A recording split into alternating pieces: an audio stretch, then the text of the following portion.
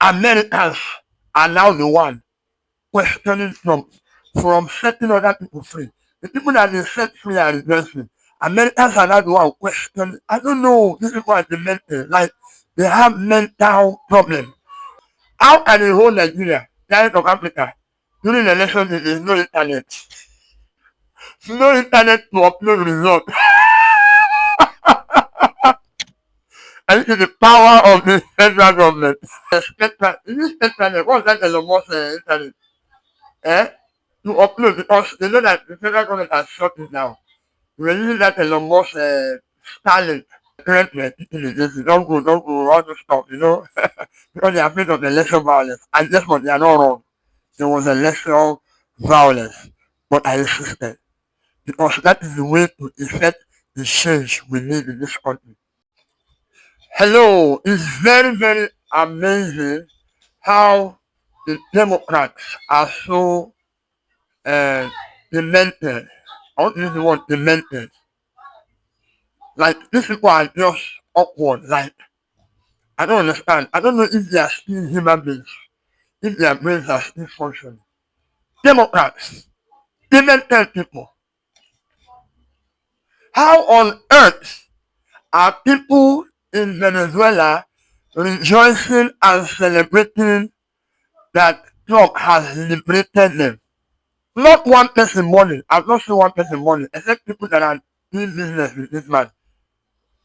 Yet, Americans are now the one questioning Trump from setting other people free.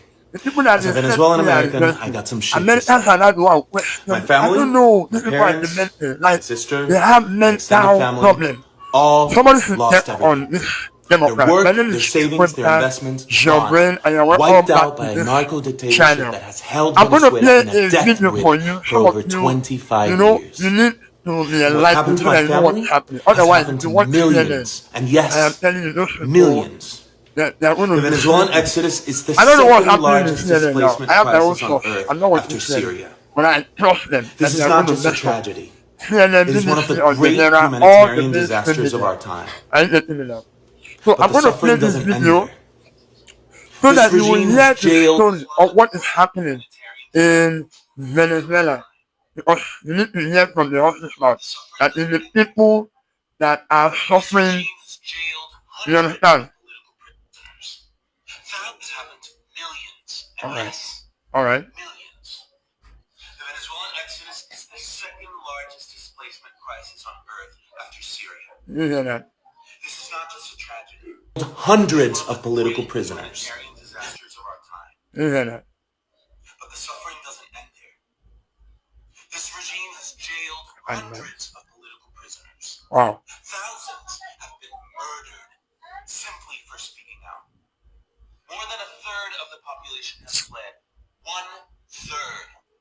Not for better opportunities or for the American dream, but 1/3 of the people in Venezuela have fled that country. 1/3. You know what the meaning of 1/3?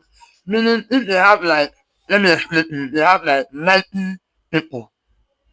Or let's just say 90,000 population. 30,000 has fled. That's the meaning of 1/3. They have 9 million. 3 million has fled. They have 90 million. 30 million has fled that country, run away because they will be jailed, they will be murdered, they will be killed. Even if they are talking, is a victim, and many other people. So how is it that Trump going to go and see? There was no way that there will be salvation for Venezuela. Let me tell you. I saw a post where they said 6 hours before that airstrike, China just left Venezuela. Like this thing is making it. I feel like making it to feel so, you understand me? China left Venezuela. China, what do you call it? Business allies and all that left Venezuela. So with everything that Venezuelan government is doing to these people, China have might go and be doing business there. Even Trump can behave like every other Democrat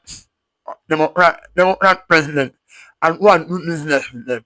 But what? Like I told you, Trump does not care about any man that has joined him. Someone that is already a billionaire. Trump was 6 point something million. Because he became a president, he has come down to 3 point something million. Like, he has lost half of his net asset because he chose to serve humanity. That man was sent by God. And you all that are following, you know why I'm doing this video. You know I'm doing it so that I will tell you that you see that our election coming. It's not a place for Tinubu. It's not an election that Tinubu want to mess around with. I'm telling you. Tinubu read the election, yes, like some of you. Why am I saying you read the election? Because I was part of the official. I saw some of the, you know, disparities. I saw how the fact that you're supposed to see your result display real time. How can a whole Nigeria, giant of Africa, during the election there is no internet? No internet to upload results. And this is the power of the federal government. No internet. And some people now use their own. Some people were using Elon Musk Spectrum. Is this Spectrum? What's that Elon Musk internet? Eh? To upload because they know that the federal government has shut it down. We were using that Elon Musk Starlink. When they uploaded, oh, the election was very shambolic. That our election was very, very shambolic. Very, very shambolic. It started from, first of all, people are not having voters card. For instance, let me tell you my own ordeal, the one I faced.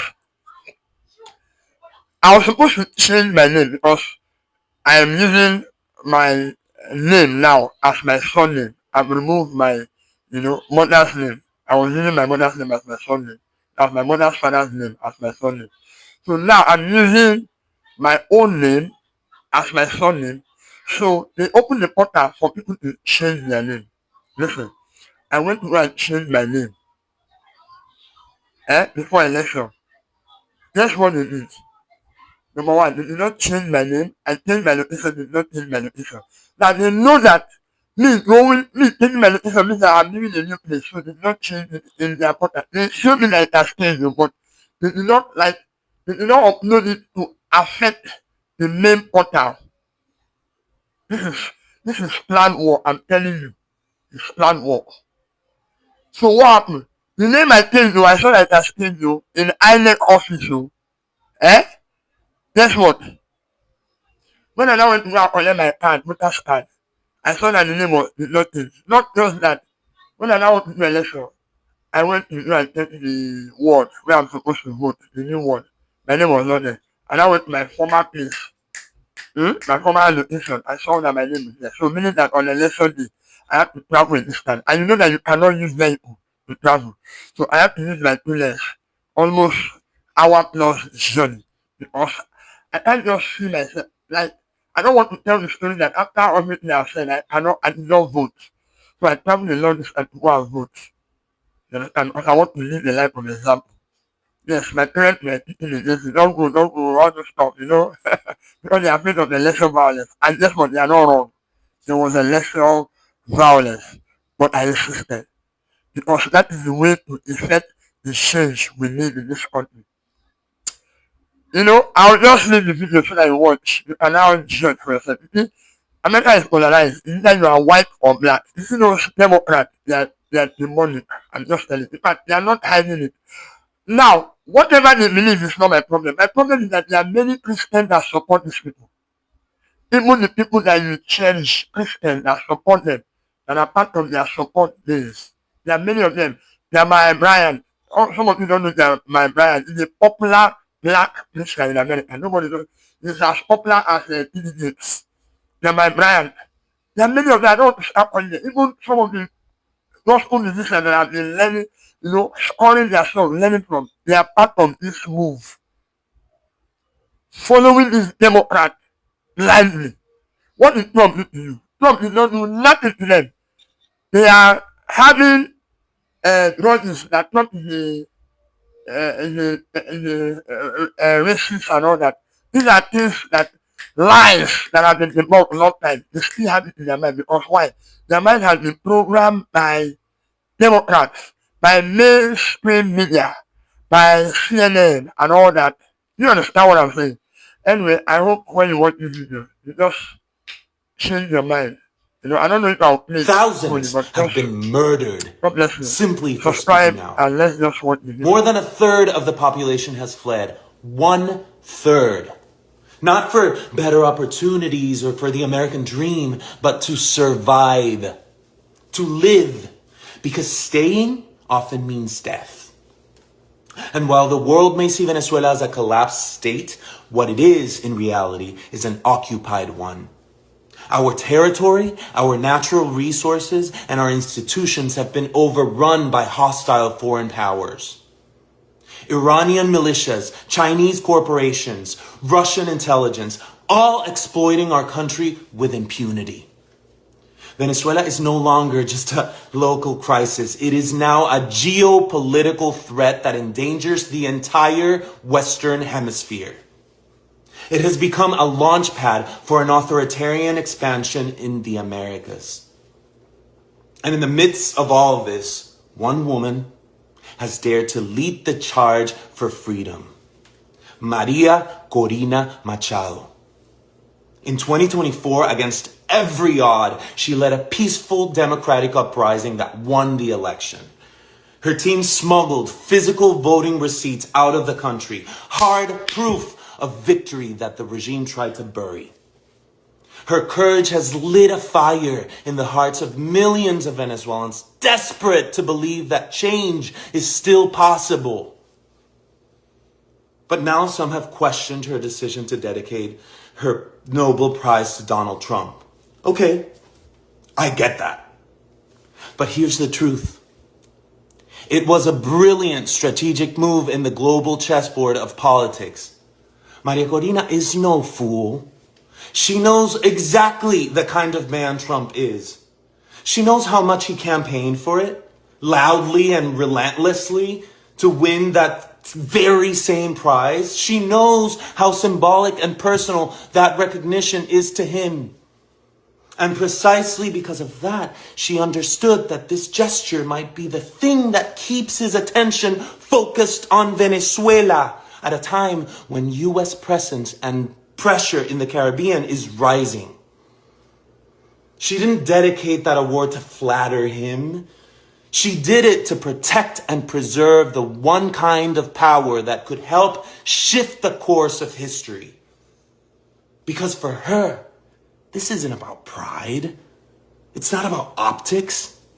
It's about freedom. And let's be very clear.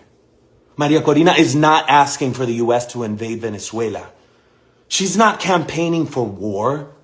Venezuela is already invaded. It is held hostage by a narco state, overrun by foreign agents and enemies of democracy, Russians, Iranians, Chinese, all operating freely, weaponizing our land and resources to expand their influence across Latin America. What Maria Corina is calling for, what millions of Venezuelans are praying for, is the support of the only military on earth capable of countering that threat and helping to free our people. This is not imperialism. This is liberation. She's not playing partisan games. She's playing for Venezuela's life. Because this isn't theoretical. This isn't academic. This is life or death. So yes, it is time to honor her bravery, but more importantly, it is time for the world, especially the free world, to recognize what's at stake. The fight for Venezuela is a fight for freedom, for democracy, and for the stability of an entire continent.